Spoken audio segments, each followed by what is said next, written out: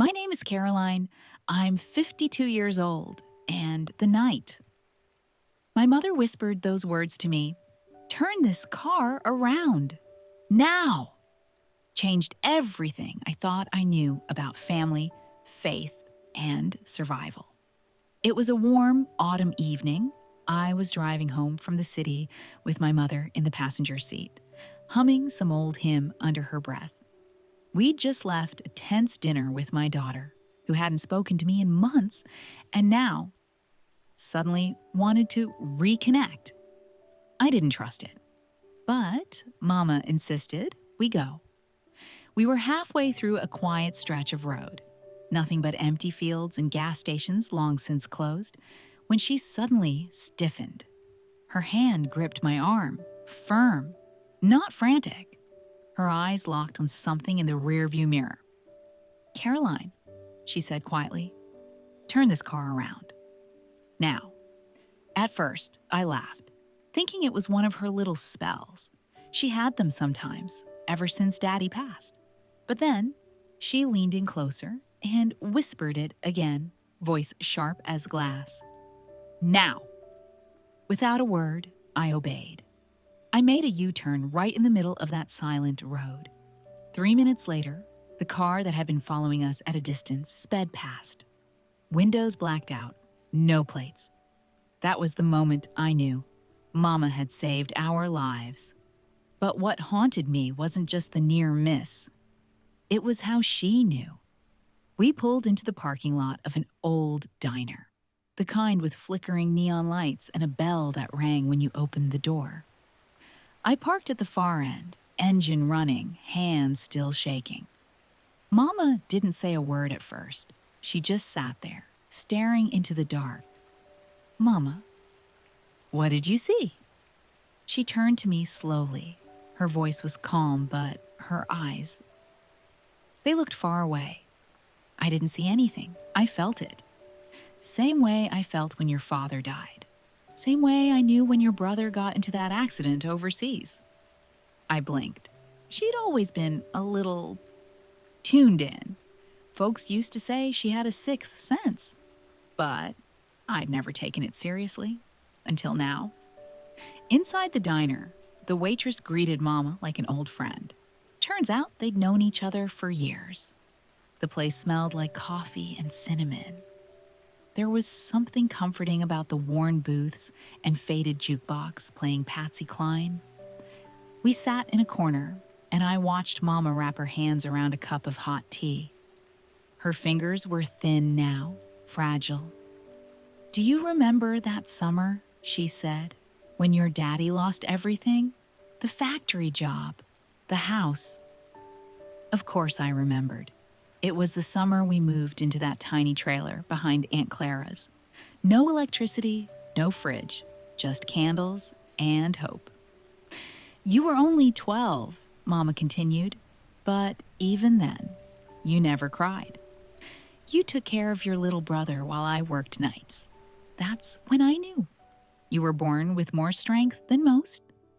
I looked away, the lump in my throat growing. That old life felt so far behind. But tonight, it had crept back in, with shadows and whispers. The next morning, I woke up in Mama's guest room, still wearing yesterday's clothes. I hadn't planned to stay the night, but after that incident on the road, I didn't want to be alone. Mama was already in the kitchen, making cornbread and stirring grits like it was any other morning. But something had shifted. She handed me a mug of coffee. That car last night, it wasn't random. I stared at her. What do you mean? Her lips tightened. I saw the man driving. Just a glimpse, but I know evil when I see it. I shivered. You think they were following us from the city? I think they were waiting for you. That dinner with your daughter, something about it felt wrong from the start. That's when it clicked. The sudden invite, the vague talk about needing help, the way Julia looked at Mama like she was scared of her. She's in trouble, I said, more to myself than to Mama. Mama nodded. And it's not the kind of trouble you fix with money. That hit hard, because money was always the weapon in our family. The way we measured love, forgiveness, worth. Julia's father had left me in debt, left her bitter, and me too proud to ask for help. I'd clawed my way back with side jobs and late payments, living off credit cards and investment promises that never came true. I took a long sip of coffee and whispered, "What if she's in over her head? Drugs? Dead? Worse?" Mama just said, "Then we fight for her." But not by playing blind. That's when I decided. I'd go back to the city. I'd find out the truth, even if it tore everything apart. The city felt colder this time. Not the weather, the energy. Like everything had a layer of frost just beneath the surface. I didn't call Julia. I didn't text. I went straight to her building and waited across the street in a borrowed car.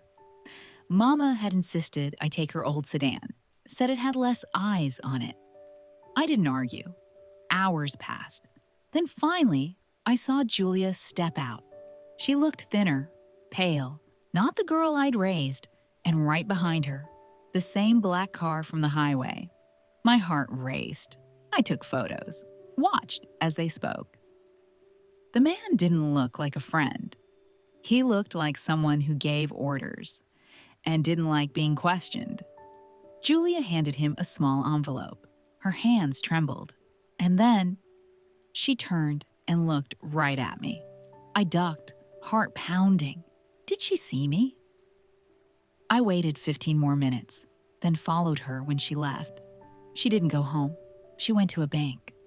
I watched her withdraw what looked like thousands. I knew then she was trapped, and she was paying someone to stay quiet. Back at Mama's, I showed her everything. She didn't flinch. "She's being blackmailed," Mama said. "Over what?" I asked. Mama reached for her Bible. "It doesn't matter. What matters is she's alone in it." She opened to Isaiah and whispered, "When you walk through the fire, you shall not be burned. The flame shall not consume you." Then she looked up. "But you have to walk through it."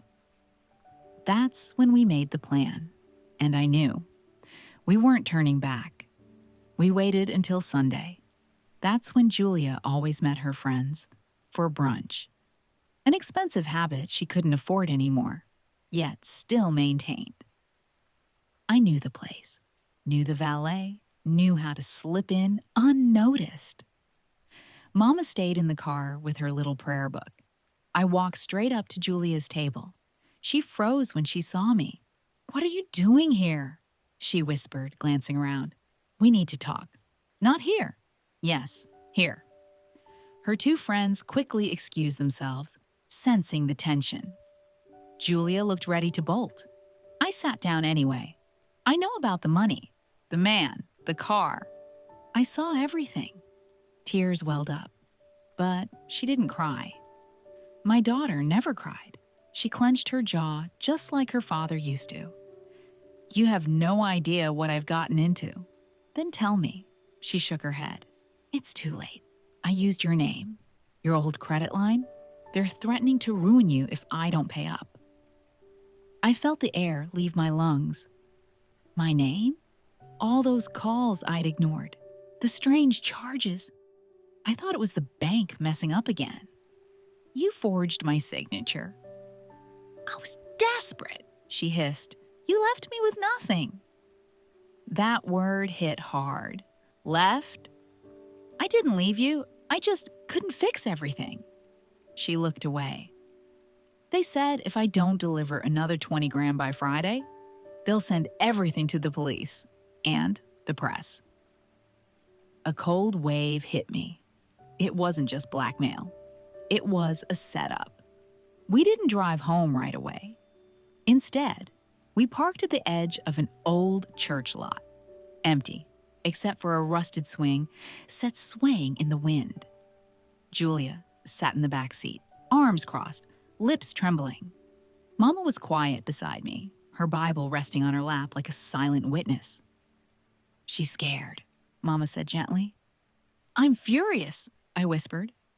Both were true, but something deeper burned inside me, a mix of betrayal and guilt. She'd stolen my identity, and still, I wanted to protect her. "I don't care about the money," I said aloud. "I care that you thought you couldn't come to me." Julia didn't answer. "You could have ruined me, Julia. They could have arrested me." She winced, finally meeting my eyes. "I thought you'd hate me if you knew how far I'd fallen. I didn't want you to see what I'd become." Mama turned around slowly in her seat. Her voice was soft, but unshakable. No matter how deep the pit, there's always a hand reaching down. But pride keeps most folks from grabbing it. Julia's eyes filled. "So what now?" she asked. "Do we go to the police?" I shook my head. "Not yet. First, we take away their leverage. We expose the truth ourselves." "You mean confess?" "Yes. Together." It felt insane, risky, but freeing. We go to the bank, the credit bureau, the authorities, tell them everything, but we do it on our terms. I didn't know if we'd be believed, or if it would work. But for the first time in years, Julia let me hold her hand, and Mama whispered, "That's the start of a miracle." The next days were a storm. We met with a lawyer from Mama's church, an old friend who once handled estate matters and still believed in second chances. He didn't sugarcoat it.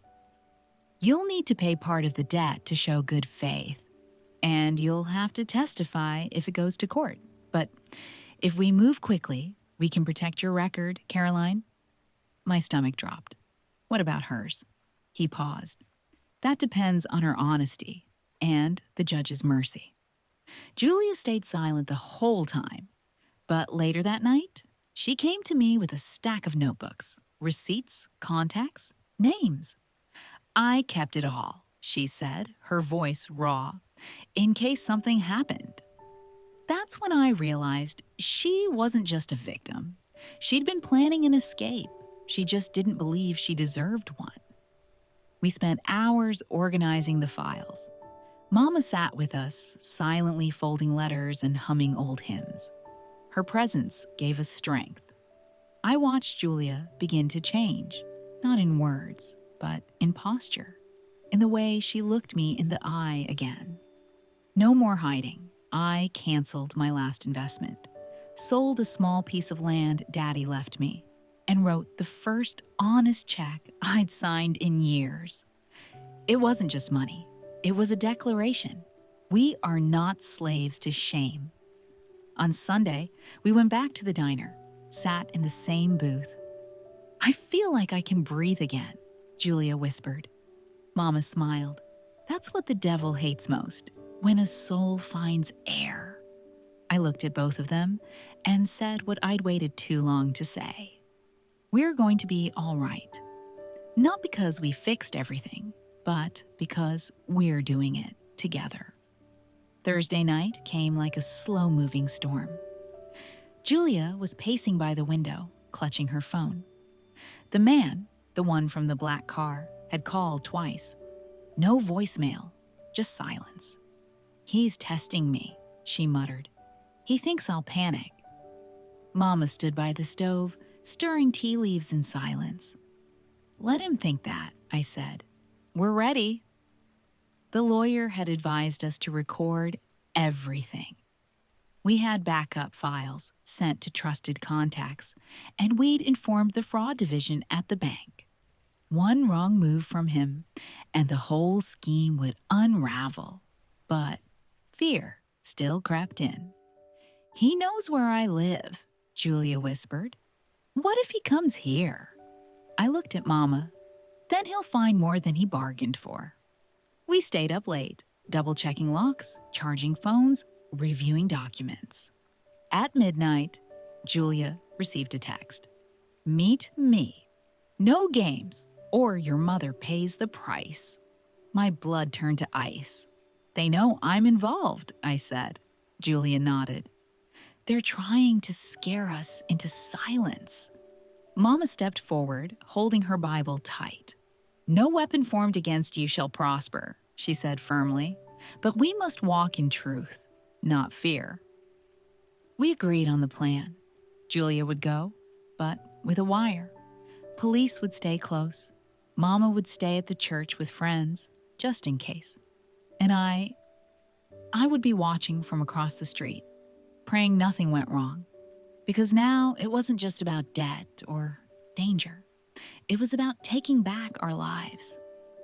Inch by inch, truth by truth. And sometimes the only way out is through the fire. It was an abandoned parking lot behind a warehouse. Rain had started to fall in soft, rhythmic taps against the windshield. I watched from a distance, heart pounding, every muscle tight with fear. Julia stepped out of the car slowly. She looked smaller in that coat, but she walked with her head high. The man was already there, leaning against a black SUV, his arms crossed. He smiled when he saw her. A predator's smile. "You have it?" he asked. "Yes," she said, holding up an envelope. He reached for it, but Julia didn't move. "First, I want to know your name. Your real one." He laughed. "You don't need to know that." Then he grabbed the envelope, and that's when the lights came on.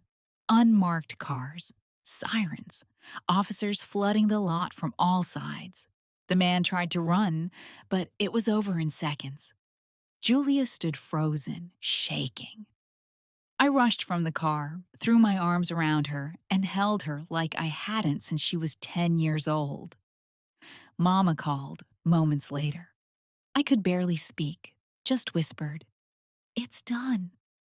And I could hear her voice on the other end, full of tears.